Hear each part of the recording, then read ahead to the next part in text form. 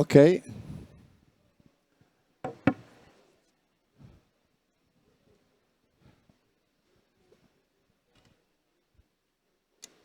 First of all, welcome, Carsten. We are so happy to have you here. And welcome, Cecilia. Hi everybody, Ciao. Thank you for having me. Ciao. Ciao a tutti, scusate che non posso essere lì di persona. No, but you are here with us. So we feel you here. And I think it's great because, in few, let's say, minutes, we are including this edition of the Salone del Mobile, the Supersalone. And it's so great to have both of you here with us. I think it's also a sign of how much we have changed.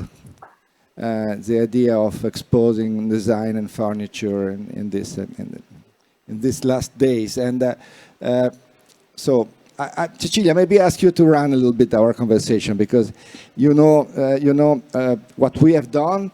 We all know what Carsten has done in this amazing period, and this could be great to have you as a moderator of this conversation and part of the dialogue too. And thanks, Cecilia. Cecilia is not only an amazing curator, but someone who has really changed the way to also to find new format of exposition in the art field. And so we are extremely thankful for what you have done. You're very kind. And again, I'm sorry not to be there in person, but I'm excited to be discussing with you this great topic about the relationship between art and architecture. And of course, you both are incredible players when it comes to these two fields. So I think what I'm interested in exploring today through the work of Carsten is also thinking about the intersection between art and architecture and how, Carsten, you've been able to through your work, transform the architectural space, both literally and metaphorically, and exhibition space, meaning both the museum, the galleries, but also the landscape and the outdoor spaces. So I know, Carsten, that you have brought a presentation of some of the examples of your work. So maybe we can start from those and discuss one by one your different approaches to the exhibition space and to architecture, and take it from there. Yes, we can do it like this. We can just start with the first slide. I think we should start with the title of the talk, that basically architecture is not art. Next slide, please. That there's a difference between architecture and art. I don't know if, the intersection certainly is more obvious, but what is the difference, I think, would be interesting to talk about. So in my life, I've been doing one thing together with a very close friend, Marcel Odenbach, which is this house which I would consider to be architecture, because it is really built on the premises of what I consider to be architecture, which is it has a certain, how can I say, function or like a structure behind it, which is not exceeding the demands. And I will come back to that when I make the difference to the next work. So just to show you this one work, one house that we built together, it's a house that we call House Turtle. It's built in Ghana, in West Africa, on the coast. As you can see, it's a house that is built in concrete and also some wood. And it is a house, in the next slide, you see it is overlooking the sea. It is an interesting place to build in Ghana. If there's some architects here, I can really, it's an architect's dream in the sense that there are no building regulations really. So you can build whatever you like, and that's quite fantastic. So here we have like a terrace going out on the sea, and the terrace has absolutely no balustrade whatsoever. So it's pretty dangerous. But we are just so used to this idea of a balustrade. We think we have to have it, but if you have no more constraints, you can just skip it if you want to, and it works very well. You can do it legally. You can do also legally in part of European coast in Italy. There are I don't know. You know, there will be some people complaining, and then they get like a fine and whatever. But here it's legal, so that's even Legal. better. You know, it's legal, so you can do it. It's a paradise. Next picture, just very quickly. So it's a house on stilts, and now I want to just speak about function. So function is, it's a house in a hot climate. So we want the air to go through. You saw it in the images before. There's no doors in the middle or anything. It looks a bit unfinished, but basically it's an open thing. The air and the wind and the rain and whatever can go through if there's a storm. But there's always a draft going through the house. So even behind, you can see there is, you know, some parts are open. We cannot even close them with a door. So that's one thing. Then there's some snakes and some mosquitoes that we didn't want to have. And then I also wanted to make an experiment with this house, which is that we built this without any rectangular angle. So all the angles are either 93 or 87 degrees. It's like tiny bit of difference. Because the roof is inclined by 3 degrees, so we thought we also make the walls not 100% 90 degrees. A little bit joking with the idea that in Africa you cannot make right angles, but then, you know, the angles are actually very perfect, and they're 87 or 93 degrees. This is, I think, the last. Do we have another slide of this house? I don't. Yes. So there you see where it is. It's a very nice setting. It's a beautiful house. And Ghana. So it's on a hill. It's on a hill. It's not down. Yeah, it's on a hill overlooking the sea. It's not on the beach. It's on a hill. And can you say something about how you started this project and why did you choose that location? And is it a very kind of banal question? We know, but why Ghana? I think it's important to know. Yeah, but why not Ghana? That's a good answer. There's no reason why not Ghana. It's a very nice, you know, like climate-wise, it's perfect. I live in Stockholm most of the year. And, you know, Stockholm, I don't even have to say how it is in the winter. So I love birds, especially migratory birds. I want to be one of them. So we can go there in the winter, and then you come back in the summer. But, you know, also like, I've been a lot in West Africa. I really like this country. I love to be there. For me, it's very important to see what it does to me. So I do it, you know, out of personal reasons. I want to be influenced in some way, like I'm influenced to be in Italy, like I'm influenced to be in Sweden. There's no way around it. But this is a good place to be influenced by its surrounding and to somehow see what happens when you are there in a house and you live daily life, but under different conditions. And how has it changed since you have built it, or has your perception of the house changed at all since you built it? No, it's like, because it's the only house I built together with Marcel. Every time I come there, I think like, wow, we did this. It's amazing, you know. So it's, did you work with an architect, or did you just do it yourself? I actually built it myself, and at nights I had like, you know what is balsa wood? This like very, thin wood, and I bought this like saw. So I built like a model at night. Every night I was building on it, taking some parts away. And then we had some architects who made like proper drawings. But this, I would say, is really a project of architecture. And I would like, if I can go on, Cecilia, or you want to say more about this? If we go on to the next project, we can have the next slide, please. There's another house, which I also built with another artist. Her name is Rosemarie Trockel.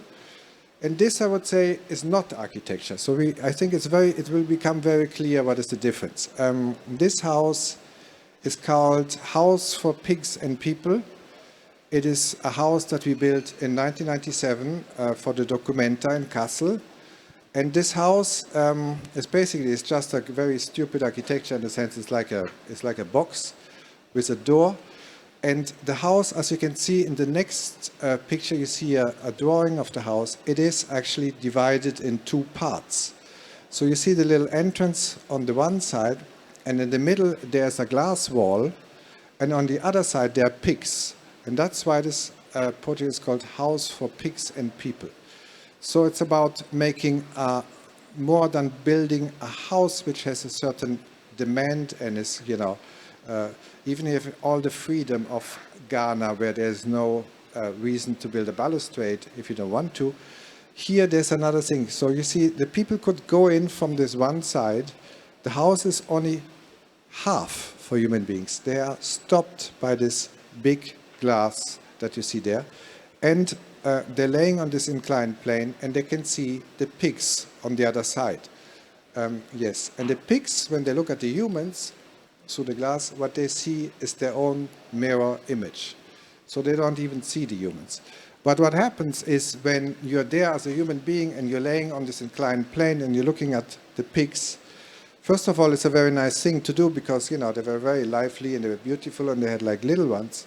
But also, it seemed like they looked at you through the window like this pig does, but they didn't see you. They saw only their own mirror image. So the difference to the project before, I would say, is the difference of comparison, that you compare like two different living, beings, humans and pigs, and you give them the same space in the same house, and you see... But not the same possibility. So human could see pigs, but pigs was what in front of a mirror. Yes, first we wanted to make it like it should look like an equal thing, but then as we all know, it's not an equal thing at all. The pigs don't go home at night, they stay there. The pigs also had some advantages that humans didn't have. They had a shower. Basically, we eat pigs. And then of course we eat pigs. Yes, but the difference I think would be interesting to speak about. So here we really want to achieve something very different.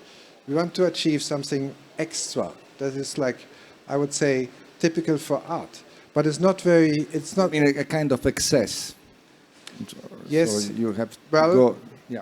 Yeah, or really comparison. Cecilia, are you still there? Yeah, I'm here. Yes. It's very hard to pin it down because it's very different for every art project. But it definitely goes away from the functionality side, obviously. And then it introduces a crazy idea, which is that pigs and humans could be equal. And it makes you think about this when you lay there and you see you have the same space in the same place. It's a proposition. It's some kind of prototype of how you could possibly live together, even though we don't. And we all know that like on a daily basis, we eat pigs and we do all kind of very bad things to them. And we know they're very intelligent animals.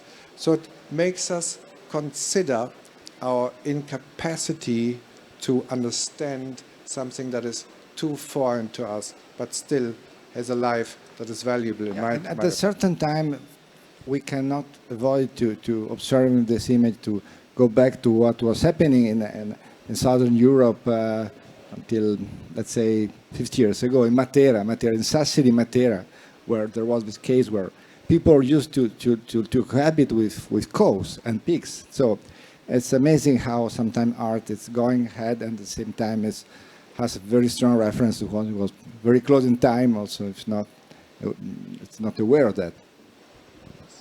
And Carsten, I think what you said about the functionality is very interesting, especially in this last case. So I'm curious to hear you talk about the role of Utopia, or if there is this kind of magic angle to this artwork that portrays maybe like Stefano said, something from the past, or this image of living together between species that is a sort of a utopian vision. But I think that the idea of utopia comes back quite often in your work. So I'm curious if you ever think about that in those terms.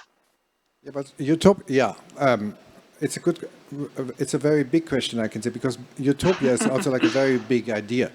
I would like to maybe tune it down a little bit and call it more thinking about how it could be otherwise. Like thinking about, we know how it is, but my job is a little bit to think about how else could it be. So I'm proposing, we're not saying, Rosma and me, that we shouldn't eat pigs anymore, but we should say at least that we look at what we eat and that we try to understand to some degree what is going on, even though we can't, and that's the main point. because we can try as hard as we like, but the pigs remain for us completely incomprehensible. And that's why we didn't want to make it really equal. We wanted to have one side where you can look through the mirror, one-way mirror glass, and one side where the pigs don't see you, to emphasize the inequality and the incomprehensibility, because the pig is completely incomprehensible for us. And this is somehow showing the limits of our capacity of understanding. And then it gets really interesting. I don't know if it's utopian, but it's in a way it is. It is interesting to build, like in this case, I would call like a monument for our own impossibility to understand. Mm-hmm. So great. Should we move to the next project? Yeah, let's go ahead, maybe. Yeah, then we have the slides that we can show the next picture. Now this is also the picture. You see the shower that the pigs were using. They could push a button and then they took a shower. And they really liked this actually. And But so it was was the very pigs nice. that were pushing the button, or The pigs someone push the else? button. Yeah, really? Yes, with the snout they push a button and then the shower goes on. So it was very much in use. Next slide, please. So this slide, Cecilia, you know very well. So with your husband, Massimiliano, we made an exhibition at the new museum together in 2011, right? Yes, 2011. And in terms of art and architecture, is maybe an interesting idea in the sense that this slide is really like going through the building. It is somehow violating architecture. It is dealing with an existing architecture, so it's not that we built one. It deals with something existing, but it is actually doing something to it, which, you could even call invasive. It goes through. It doesn't respect it. It makes holes. And then I've done other slides, if you can see the next slide, which are more like a comment on the architecture. So here you have the Hayward Gallery in London, which is a beautiful brutalist building. And this building I wanted to comment on with two slides that are going from the top of the building, from the roof down to the lowest level. And they are called isometric slides because they are exactly the same. If you can just go back to the picture before, the slide before, yes. So they make you go down the slide either in a clockwise way or in an anti-clockwise way. And this is a comment on the architecture because, first of all, it introduces a way of moving around in the architecture. It's not only just stairs and escalators and elevators that are there anymore, but there's also a slide that makes you go down at least. And this is something that I'm proposing, by the way, to all architects to consider seriously the slide as a means of transportation within and in between buildings. I don't understand why architects don't take this idea up. This whole project is about the idea of bringing in the slide into daily life and to see how this could change our lives. And now we are maybe back to the utopia a little bit, even though it's a very small idea about utopia. But I'm convinced that if you take a slide every day, it would be a different world. Well, we should actually ask Stefano what he thinks about that, about starting to integrate slides in his building. It's amazing. Normally, the point is that you have to deal with property, with different owners, and the land, the rules that are normally, let's say, obliging the buildings to respect a certain distance from the border of. They normally don't allow any kind of possible connection, but well, I think it's so great. I remember some years ago in Tokyo, we were developing a project called Bridge the Gap, where we was together with Hans Ulrich and Carsten and so on, where one of the ideas was to try to work in the void between the buildings.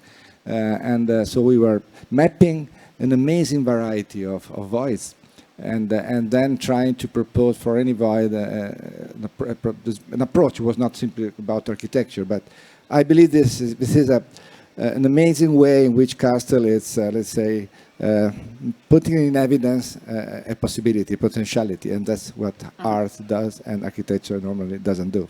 But why don't they take up my idea? No. So we will start immediately and we'll do it. But I have a question for you. I've seen what you have done in Palazzo Strozzi with Stefano. Yeah, next slide, please. Is that one? Okay, stop. I didn't know. No, I'm interested to know. Okay, this is what. Please, no. So yeah, this is another project which is called the Florence Experiment, which happened in 2019, 18, 19, and it's in the Palazzo Strozzi in Florence. Palazzo Strozzi was just before the COVID. It was like some weeks, no? Yes. Yeah. This palace was built for the two sons of the family Strozzi, so it's built in a very symmetrical way. It's basically divided in half, a little bit like the house for pigs and people. We also have to look this way. We can also turn around while we talk. And because we speak about slides. The two sons of the family should own half of the palazzo, so it's built in the symmetrical way. And I thought it would be interesting to take up again the idea from the Hayward Gallery in London of isometric slides, meaning slides that possibly influence you differently depending on which way you slide down, which we can talk about more if you want to. But here it's two slides that are making a reference to the history of the building. So it's also like, I don't think it's a very invasive project. We don't touch the Palazzo Strozzi. It's a very, protected building, but also like we don't touch it architecturally like we did with the New Museum in New York, or even with the Hayward slides and some other slides. Here it's just a proposition. It's very light and airy, and people could go down the slides from the top.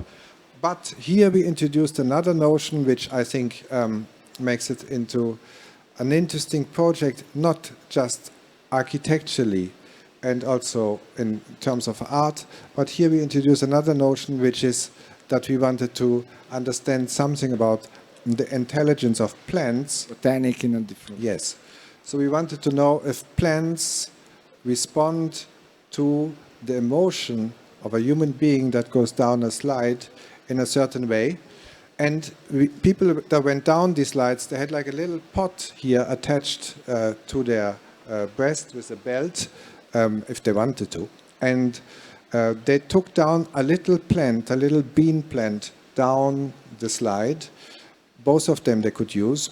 And then in the basement of the Palazzo Strozzi, we built a laboratory with scientists that took your plant and analyzed this plant and made some measurements, especially in terms of what they would emit in terms of volatiles, like chemicals that they send out into the air, and compared these little plants to other plants that went down the slides with a sandbag, and the sandbag was producing basically the same speed as the human beings. So we wanted to know, in a kind of scientific experiment, if it's possible, if the plants respond to the emotions of a human being going down a slide, because a slide is a very, to go down a slide, we all did this as children. That's another question. We don't do it anymore as grown-ups, really, but why? I don't know. And if we do it, we would see that it's almost impossible to be emotionally detached. You get affected by it. Some people shout, some people laugh hysterically. Nobody really comes down with the same face as he or she had when she was entering the slide. So we wanted to know if the little bean plants would react to these emotions and compare them to the ones that went down with the sandbag. and we found a very significant difference in two molecules that the plants send out. There was also different in photosynthetic rate and in some other things that were measured. And it looks like these plants somehow actually wanted to say something with these molecules that they send out to the other plants that understand this molecule. And here we find another difference. So architecture has done a tremendous effort to go up with all the possible technology and so on. And what you are showing us is an amazing, let's say, not effort, but ability to go down the faster, easier way. So it's quite. And I have a couple of questions too for Carsten. I'm curious to hear your talk. I know this is another broad question, sorry, but the role of science in both in your research and sort of in the execution of your project. And then I'm also interested in hear you talk, in particular in this work, the relationship between violence and playfulness, because of course these are slides, and I was just in Ireland, and my son, who is 6, was amazed by the idea of of looking at them, and then he realized also how scary it would be for him to go down. And I think it's not the violence of the experience of these artworks, but also the violence towards architecture, as you mentioned before, in the case of the new museum, like having to make a hole in the floor, and I can see today, the sign and the marks of that hole. So I'm interested again in thinking, in here you talk about this relationship between playfulness and violence, and then the broader question about science and the role of science in your research. You're really a specialist in big questions. Okay, so where should we start? I think, since we spoke about slide before, to go down a slide is basically producing two emotions at the same time, which are contradictory, if you want to call it like this. So one is fear and one is joy. And then usually, probably in the state that you're in now, more or less everybody, it's somewhere in between these two. But when you go down a slide, what happens is that this in between these two states-ness is taken away and is replaced by a simultaneous presence of both fear and joy, which I find very interesting because they don't seem to be really compatible.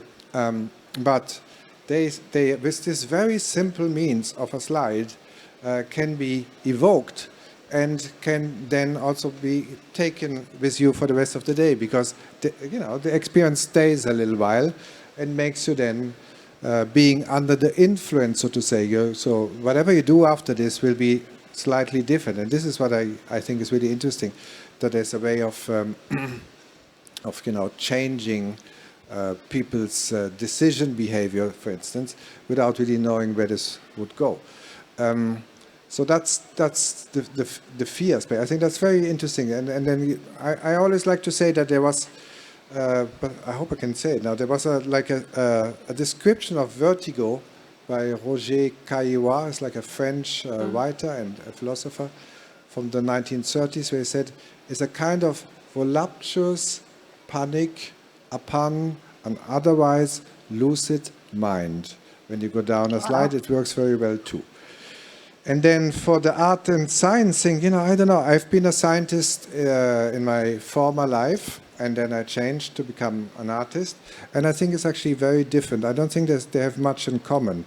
There's they're both like somehow looking at explaining the world in a wider sense, if you want to call it like this.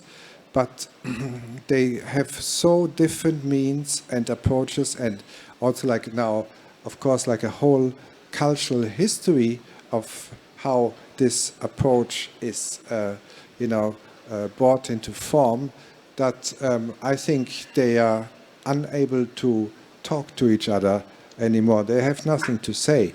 The interesting thing is, if you look at the world, so the methods or the explications, if you want, that science have produced, and you look at it from another viewpoint, say a more culturally influenced viewpoint, or like through art, you might, of course, ask the question if there would be something else, that could be used in order to understand the world. So maybe we always think like, that's it, we have our ways of thinking and then we can use like this or like that. But there's probably more, like, especially when it comes to things that we cannot understand. So I always like this idea of consciousness. I think consciousness is interesting because it's something that both art and science is interested in, but science tries to explain it and art tries to manipulate it. If you say it now very, very bluntly, I think you know what I mean. And science has failed, in my opinion, dramatically in explaining consciousness. They don't get any further. They know there's like a lot of neurons, like firing, and then synapses, neural networks, everything like this. But it doesn't explain consciousness. It just shows what is happening on a materialistic level in the brain, but it's not explaining what this is that we all know, and that makes actually the difference. Neurosurgeons are saying that we have a brain, a mind in the stomach. Yes. Did you read that? Amazing. Yes. No? Yes, it's actually a German scientist. What's her name again? Isabel Stenger or something like this. Something like that. Yeah. She has been looking at this in more detail. It's very interesting that there's a lot of neurons also in the intestinal tract. In the intestinal tract. Yes. So maybe the whole idea of the but brain it's not clear also what they control and how they. So what, for instance, which kind of matter or madness we could have in the stomach. I think there's a lot of madness in the stomach. That could be so. Do you want to go more in depth? Develop, yeah. Yes. It was pleasure. But it's also interesting because, when I look at your slides, especially because they have the ability to infiltrate a given space. I'm looking at this picture and I'm immediately reminded of, of the human body. And is that like a stomach? Is that like a spinal cord? Is that like a parasite that attacks an existing building? So I'm curious to, because you have realized so many of these projects, I'm curious to ask you, what is it that you like in a given space or in a given building? I think this picture is incredible, but I've seen, of course, your work in many different configurations. So I'm curious to hear you talk about what is it that you like in the existing architecture of the museums or, in general of your cities around you. If I may say something a bit provocative, I think we should, like this whole idea, there's a lot of museums are built nowadays for art everywhere, and many are opening everywhere in this world. But in some point, there's something very wrong with this, because these are not built for showing art anymore. They're built for other reasons. They're mainly built for making, like a landmark statement in terms of architecture, which is all fine. But then I think they should be there as a landmark statement in terms of architecture, and they don't have to be filled with art anymore. So I don't know if that's really what you were saying, but when I come to a space, it's very often like this that I've been asked to make an exhibition. And, usually it's like there's a certain time, it's from October to December. Then it's like, like some other things, like, and constraints in terms of budget, I don't know. And then you have to somehow fill in this and adopt to the building, which sometimes can be very interesting if the building works. And sometimes I think can be very complicated if the building is not working. And that's very often the case. So my proposition would be actually to say, like, architects should build museums for architects and artists should build museums for artists. Let's see what Stefano thinks about that. No, that's a very, let's say, not provocative. It's a super intuition, and the point is that normally architects are not able to do things for themselves. So probably the worst result of our work is when we try to do something where we want to show our work, and that's it. So it is true that we have many examples of museums that are there only for, let's say, express and if possible to straighten the self-references of the architect itself. So we know that it is true, and then sometimes it enters in the code of art. You know, sometimes it's not intentional, but it happens sometimes. So I think in a way, if we could do a name, probably we could reinterpret all the profile and the career of Frank Gehry also from that point of view. What do you think, Cecilia? Well, without naming names, I think without naming names, but I'm not bad of Frank. He's a hero in a way, so also in that field. Yeah, well, you know, it's interesting because I think Carsten also has some pictures of his recent project, Luma, and I wanted to get to that context, not just because, of course, it's one of the most talked about new art destinations, but I'm curious also to see, to hear Carsten talk about, you know, what it meant to be involved in such incredible building and at the same time exhibiting an artwork outside in the landscape, which seems much less in a way challenging or loaded like as it is actually the tower. So I'm curious, Carsten, were you involved since the beginning? Did you talk to the architect when you were planning on the slides, or how did the process function with him? Well, you know, like usually it's like this, that you get involved later. Like the architect builds the building, he or she, and then the artist comes and fills it or wants to build a slide and on it, and then the architect says always no, usually. So I didn't have any contact with Frank Gehry at all because, you know, like I wanted to build the slides outside first, but then that didn't really work. I can see that. For like a number of reasons. But so in the Luma Arts, I made two works. One is two slides that I don't have an image of right now, because it's also like brand new, and we don't have any images. And the other work is not slides, it's something else. So if you can just jump over, so two slides, and then go to the third slide from now. Hello? So we take next slide, next slide, next slide. And yes, not this one, next one, next one, this one. Yes. So that's in the park in Luma. Luma is also not just built by Frank Gehry. It is also built by Annabel Zeldorf, who made a lot of the surrounding architecture dealing with the buildings that were existing and that were tramway production sites and repairing sites, and also by Bas Smets, who made the landscape design. So in this little park with the lake, which hasn't been there like a few months before, we built this black box there that you can see, which is called 7 Sliding Doors Corridor, and it consists of exactly what the name is already suggesting, which means that there's like 7 sliding doors in a row. The sliding doors are made out of mirror glass, like one-way mirror, which is actually the wrong thing to say here, because you can access the corridor from both sides and it works from both sides. So it's mirror glass, but it's not 100% mirror.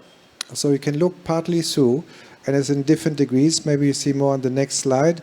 And then they should, yes. So you can enter this, the sliding doors open, and then you see like from the outside, 1, 2, 3, 4, 5, 6, 7. And what happens is that you go through, and then while you go through, the doors open and close behind you, and you see yourself, and you see other people, and they come and they disappear. And always like this coming and going, and at the end you're completely confused. And that was like what I was aiming at. I think there's a little film, but I'm not sure if it works. Can we see that? It's the next slide, it should be. Okay, yes, so.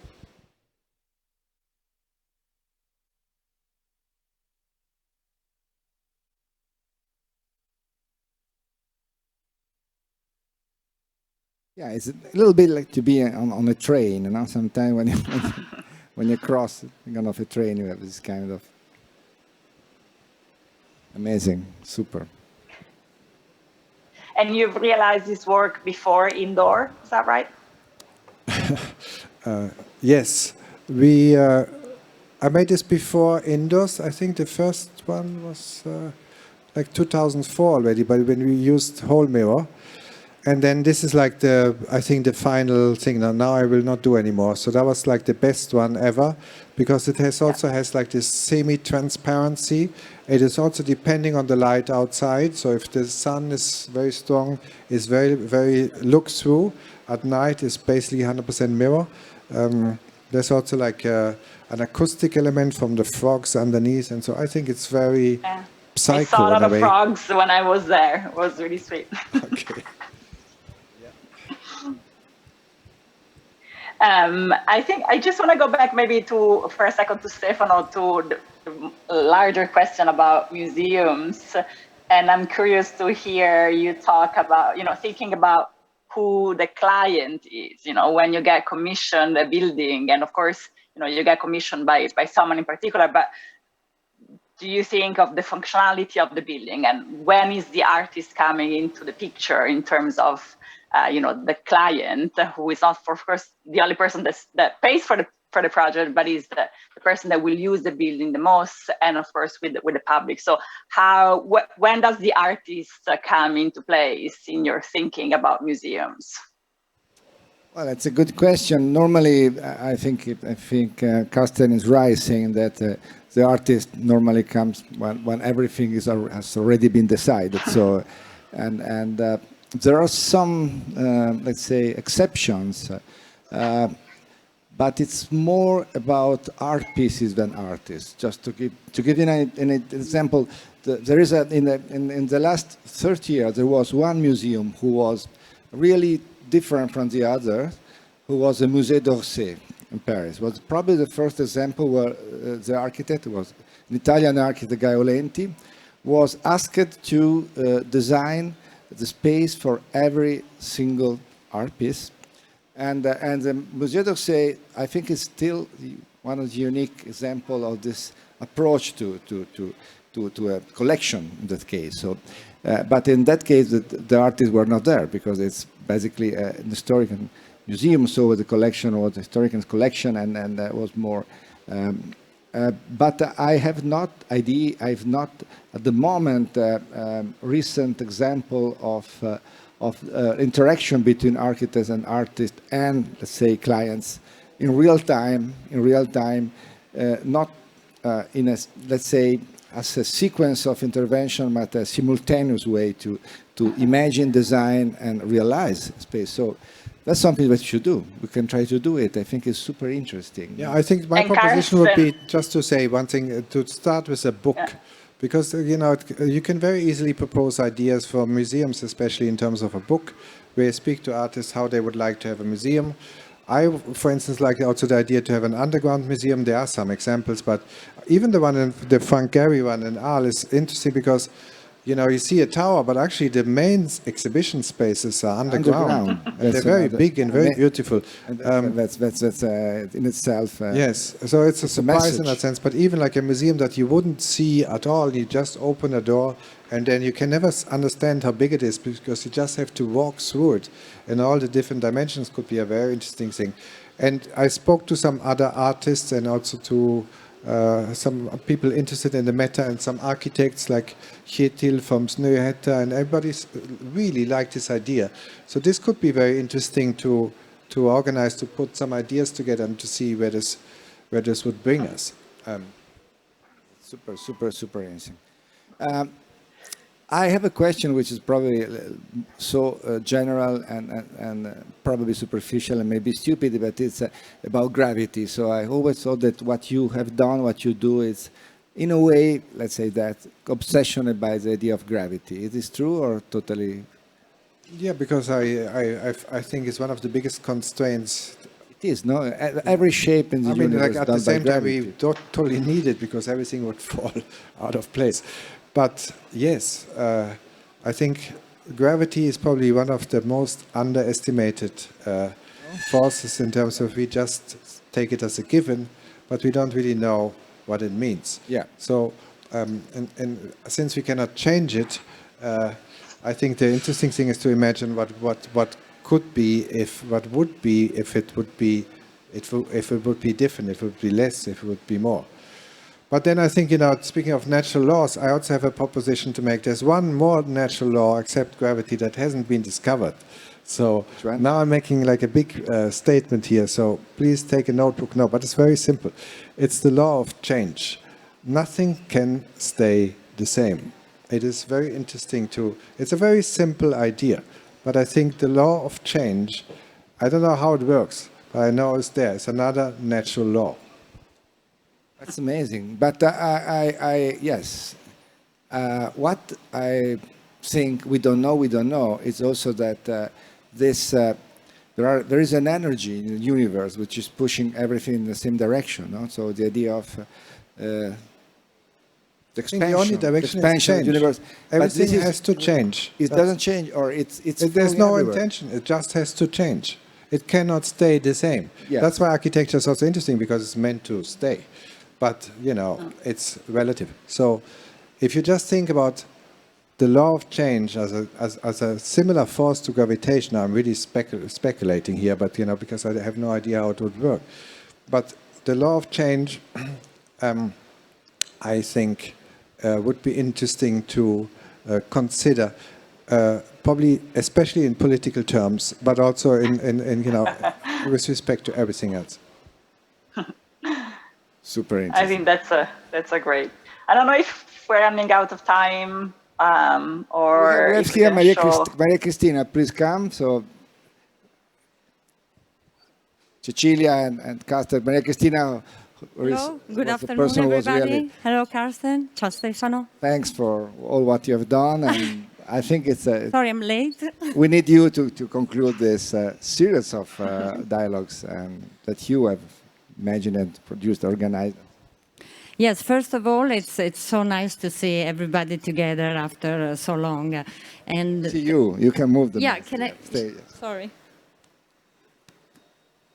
And I was very thrilled when Stefano Boeri called me to talk about this concept for the Supersalone. What I understood from the very beginning is that it was about sustainability and sharing, which is really something that I care a lot. So I was excited to put together the public program and to bring to Milan some of the most interesting voices on the creative design, art, architecture panorama. Hi, Cecilia. I'm sorry.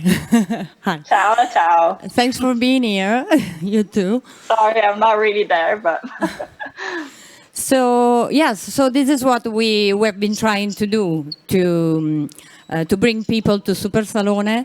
I have interviewed Maria Porro, the president of Salone del Mobile, and she told me that when she was young, she always young. Now that she's still young, anyway, she used to go to the Salone the very last day on Sunday in order to see her grandfather booth, and that was actually how it worked.